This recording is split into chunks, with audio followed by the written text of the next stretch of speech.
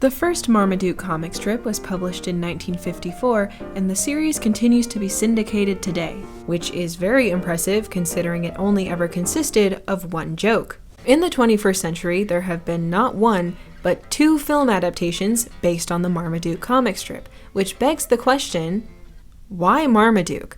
There are plenty of old comic strips that still maintain some sense of cultural relevancy. Kids still watch the Peanuts holiday specials every year, and I think they'll recognize Garfield because for some reason it's like legally required for every elementary school teacher to have a poster of Garfield in their classroom, and for some reason it's usually this one.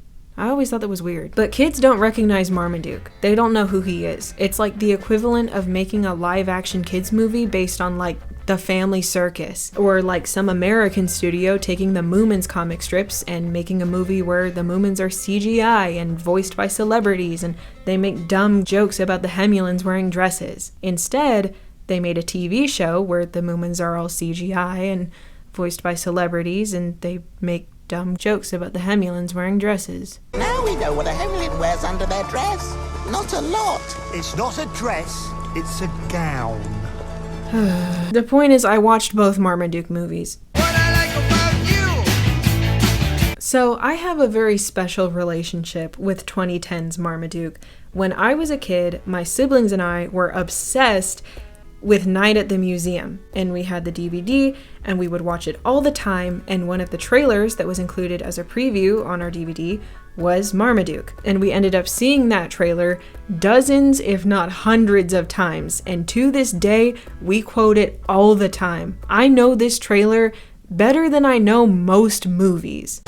Marmaduke, no! Oops. There's a new dog in town, and his name is Marmaduke. My bad. I slipped off the seat. I have never seen the film. Until today. This movie's got an all-star cast. Marmaduke obviously is played by Owen Wilson, but we've also got Emma Stone, George Lopez, Fergie?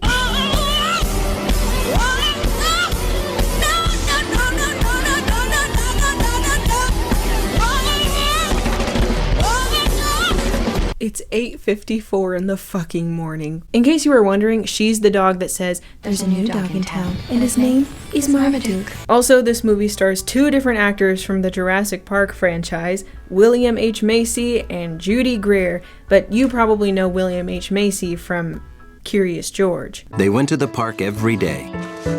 George drew some good pictures. You might be wondering what the plot or the premise of this movie is, and I'm telling you right now, it doesn't matter. The comic strip, like I said, was just about how Marmaduke is a dog and he's big, so the movies have to come up with their own take on the story in the sense that they have to come up with a story. In this movie, Marmaduke and his family move to California, and obviously they play California by Phantom Planet, shout out Jason Schwartzman, because everyone knows that if your characters are going to California, you play California by Phantom Planet, and if they're going to London, you play London Calling by The Clash. It's filmmaking 101, guys. Shout out Paul Simonon. The soundtrack also includes California Love, so doubling up on California. They use both in the trailer. California. That's right, we're moving to California. California. Out here, the dog park is like high school for dogs. Legendary Schools, they said that my jingle infringed upon an existing melody, like. Legendary Schools. Unfortunately, this movie came out just months before the Gorillaz album The Fall, otherwise they could have used the track California and the Slipping of the Sun, which is perfectly suited for a movie like this.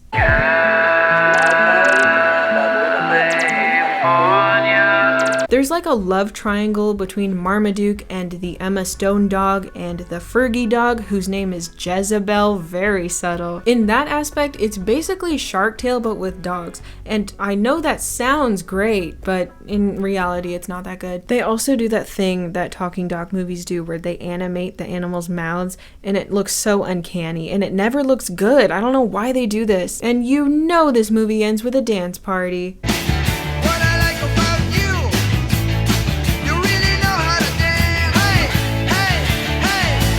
I know this song is a big hit and it's really famous, but whenever I hear it, I can only think of this movie, or I guess this trailer, and also Far, Far Away Idol. What I like about you. You hold me tight. Oh, and that one Triple Q mashup that also has Oh Green World in it. I like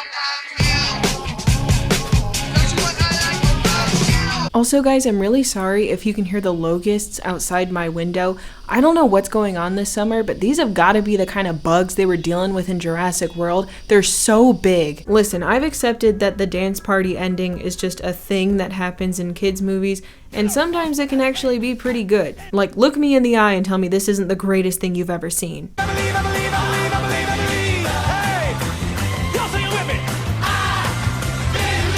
And honestly, the dance party ending actually has plot relevance because it ends up being used as a commercial, which the dad is trying to make to impress the William H. Macy boss, so I guess it gets points for that. But let's once again ask ourselves, why Marmaduke? This movie came out at like the perfect time for me. Back in 2010, I was a little kid and I loved dogs. Like, I watched Beverly Hills Chihuahua, and I liked it. Nice legs. And there was a huge trend of live-action talking dog kids movies that has died down in more recent years, but back then you had Shaggy Dog, Underdog, all the Air Bud movies, and I can only imagine that Marmaduke was trying to ride that wave. I also assume that it was trying to capitalize off the success of other similar franchises. For example, the live-action Alvin and the Chipmunks movie came out in 2007, The Squeakquel was 2009, Marmaduke was 2010. The Garfield live-action movies were 2004, 2006, Marmaduke was 2010, a little late to the party on that one. This to me seems like the most obvious inspiration, a live-action adaptation of an old comic strip where the main character is CGI and voiced by a celebrity who couldn't care less about being in this movie. There she is again! I think the Smurfs movies came out around the same time. I don't think they're related, but it feels like it, right? But honestly, I think the reason I personally never actually saw the movie was because I always preferred animated movies as a kid. And 2010 was a big year for animated kids movies, especially DreamWorks, who put out 3 of their all-time best films that year. Marmaduke got terrible reviews and wasn't a huge success commercially, so the movie kind of came and went without much notice, and Marmaduke faded back into obscurity. Until... I'm sure a lot of you remember the animated Marmaduke from back in 2022. Wikipedia lists it as a reboot of the 2010 film, but I don't really think that's true. They're both just adaptations of the same source material. Marmaduke 2022 has a 0% on Rotten Tomatoes. Is it the worst movie I've ever seen? No, but boy, it's up there. This one also has an all-star cast, or rather a 2-star cast. Marmaduke is played by Pete Davidson. Do I have to sit next to Rami Malek? I mean, his eyes are freaking me out. And his rival, a beautiful, gorgeous dog named Zeus, is played by none other than J.K. Simmons. Look, I love J.K. Simmons. Whiplash is like what I tell people my favorite movie is when I want to sound smart. I think he's a great actor. He needs to fire his agent. The movie was supposed to be released in 2020, but it didn't come out until 2022, and it premiered on Netflix first and then in theaters. I've never heard of something like that happening. I don't know how they expected the movie to make any money, and evidently it didn't. Honestly, when compared to the 2010 film, this version is more in line with the original comic in terms of premise and story, so I would call it a better adaptation, but it's a worse movie, like by far. Marmaduke 2010 had multiple storylines and intersecting plots, you know, like movies do. Marmaduke 2022 is very straightforward. There is one story, and it's a very basic one. In the comic strip, Marmaduke is big and clumsy, and he gets into trouble. But in this movie, I mean, he does get into trouble, but it's mostly just because he's a fucking menace. Look at this guy. Marmaduke was a good dog. No, the fuck he wasn't. Also, he's not actually dead. Just letting you know. I know you were really concerned. Uh-oh. We will miss you very much. And over the course of the movie, Marmaduke tries to learn how to be a good boy and eventually enters in a dog pageant because he learned to swim or something. His family gets him a trainer, which was also a plot point in the 2010 movie, and both movies feature scenes where Marmaduke gets into trouble because of a bee. I thought this would maybe be something from the original comic, but I looked it up and it wasn't, so I don't know why they did that twice. In case you haven't noticed, this is like the ugliest movie of all time. Like, I don't want to hate on any of the animators, but this looks like Food Fight. It looks like Goat Story.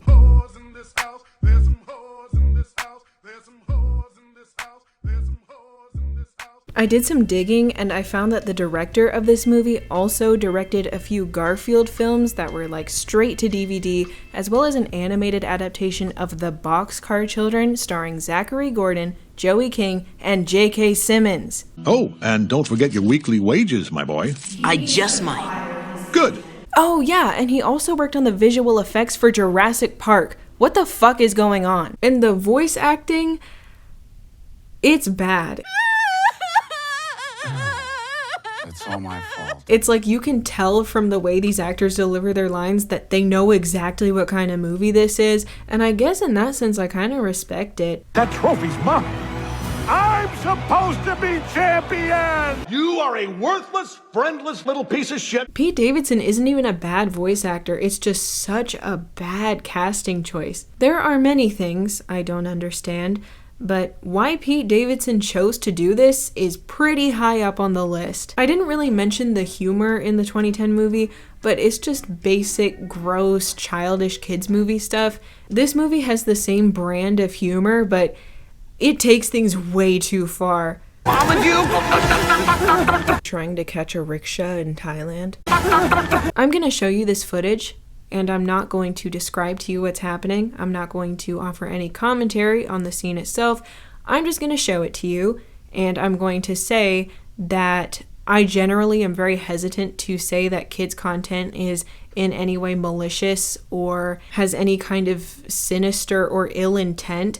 I just don't want to accuse anybody of anything crazy when that might not be the case. But I will say that after seeing this, I feel like we need to have a serious conversation about what we're showing our children. I'm not trying to shame anyone or put anyone on blast, but when I went on YouTube to look for clips to make this video, I saw a lot of clips of this scene specifically uploaded by random users for their own personal enjoyment. This movie ends not with a dance party, but with a rap song recorded by Pete Davidson in character as Marmaduke. I'm the biggest dog around, the greatest Dane in the whole darn town. But my family doesn't understand. I gotta eat, it's my command. And it goes on for so much longer than you would think or hope. I try to be cool, but then I lose it. If I don't eat, I have a fit. Party time, it's party time. Everybody's feeling fine 'cause it's party time. It sounds like Kid Rock. Bow, wow, Marmaduke says bow, wow. Detroit till I Everybody die, now, bow. motherfucker! This is the best part of the movie. First of all, the animation actually looks pretty cute. They should have just kept this style for the whole movie. Second of all, I really want to know whose idea this was. I know this used to be a trend like back in the day to make tie-in rap songs for big blockbuster movies, but I thought we all agreed that the art form peaked with the D-Tent Boys. Two suits, two tokens in hand. The guy who wrote the song has the same last name as the director, so they have to be related in addition to being accomplices. And there's a different Marmaduke song that plays in the trailer and the beginning of the film. I don't know. We're going to the World Dog Championship! Pete Davidson was actually nominated for a Razzie for his performance in this movie, but it should have been a Grammy. George Lopez was also nominated for a Razzie for his performance in the 2010 film. So, that's a Marmaduke fact for you guys. You can bust that one out at your next house party. In the same year as Pete Davidson's nomination, Bryce Dallas Howard was also nominated for her performance in Jurassic World Dominion. What? So let's run it back one more time. Why Marmaduke? Neither one of these films were ever anything more than a cash grab from the very beginning, and it shows. These movies are terrible, terrible, terrible. And I don't like the excuse that, well, they're for kids, so it's okay for them to be dumb. I think kids media has more of a responsibility to be substantial and worthwhile. I feel like we should be enriching kids' brains, not making them dumber. And I felt a hell of a lot dumber after watching these, I'll tell you that. Like, I mentioned Shrek a few times in this video, and those movies can be kind of immature in terms of humor, but that series has themes of self-acceptance, individuality, cherishing what you have, lessons that I unironically think are really good for kids. It's a beautiful story, and anyone who tells you otherwise is a liar.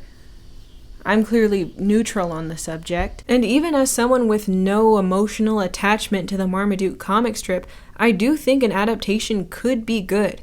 Honestly, through the process of making this video, I grew to genuinely like the character of Marmaduke and the comic strip. I think he's really cute, and I'm mad on behalf of everyone who likes the comic. These are not the adaptations Marmaduke deserves. Think about something like the Peanuts movie that takes the source material and brings it into the modern day visually while retaining the same heart and spirit of the original. I don't know if that Chris Pratt Garfield movie was any good, but they're making another one. I think an animated movie made with the same art style and sense of humor as the original comic strip could be really cute and worth a watch. You could cast an actual voice actor to play Marmaduke, but if you insist on casting a celebrity, I'd go with like John Goodman. Or you could make a TV show for kids like they did with Garfield and Alvin and the Chipmunks. Then you wouldn't have to shell out the money for a celebrity. You'd just have to see if Frank Welker or Jeff Bennett are busy. Shabada, shabada, feel good! Although ideally he just wouldn't talk at all. Like, he didn't talk in the comic, and at this point I've heard enough out of him. I think a comic strip would be more suited to a TV show because that way you can just have simple episodic storylines the same way a comic strip does. But I know that none of the people who made either Marmaduke movie actually care about Marmaduke, and in another 10 years we'll probably get a new movie that's completely AI animated and Marmaduke is voiced by like an influencer. What's up, guys? I am the biggest dog in the world. I'm a fucking menace to society. I just think both of these movies are part of such a weird phenomenon.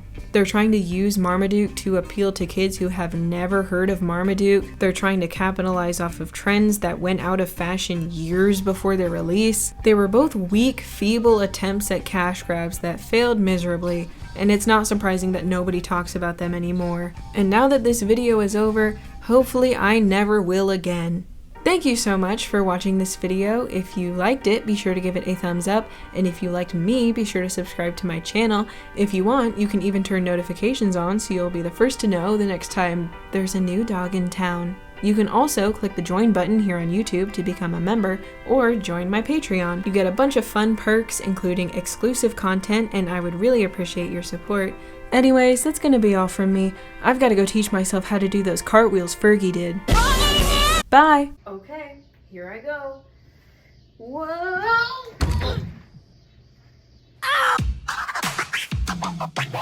Then there's cats, I gotta chase them. It's a dog's job, it's my description. Cars and bugs, postman and a cat. I chase them all and then I sleep on my mat. I sleep all day, I sleep all night.